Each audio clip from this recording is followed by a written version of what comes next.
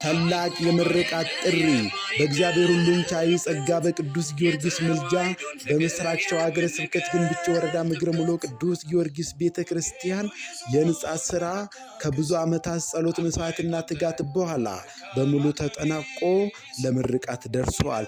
እንኳን ደስ አላችሁ፣ ደስ አለን ምእመናን።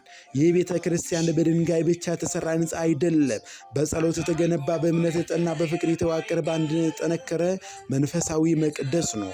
በዕለቱ በዚህ ቦታ ብፁዕ አቡነ ጎርጎርዮስ የምስራቅ ሸዋ ሀገረ ስብከት ሊቀ ጳጳስ፣ የኢትዮጵያ ሃይማኖት ተቋማት የቦርድ ሰብሳቢ፣ የዝዋይ ምዕረ ብርሃን ቅዱስ ገብርኤል ገዳምና የኮሌጁ የበላይ ጠባቂ በተገኙበት ብዙ ሊቃውንተ ቤተ ክርስቲያን፣ መምህራን፣ ዘማሪያን፣ የደብሩ ዘማሪያን፣ የደብሩ ሰንበት ትምህርት ቤት ምዕመናን በተገኙበት ቤተ ክርስቲያን ጥር 3 5ኛ ወር 2018 ይመረቃል።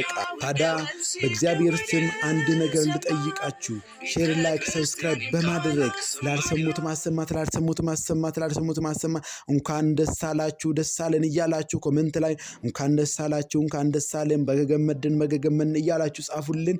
ከወዳጅ ዘመድና ከጎደኛ ጋር ኑ በአንድነት ለእግዚአብሔር ምስጋና እናቅርብ። ኑ የበረከቱ ተሳታፊ እንሁን። ማንም ሳይቀር ካህናት፣ መነኮሳት፣ ምዕመናን፣ ወጣትም ሆነ አዛውንት፣ ሕፃናትም ሆነ ቤተሰቦች ሁላችሁም በዚህ ታላቅ ቀን የበረከቱ ተሳታፊ እንድትሆኑ በእግዚአብሔር ስም ቅድስት ቤተ ክርስቲያን ጥሪዋን ታስተላልፋለች። ጥር 3 5ኛ ወር 2018 ምግረ ሙሎ ቅዱስ ጊዮርጊስ ቤተ ክርስቲያን።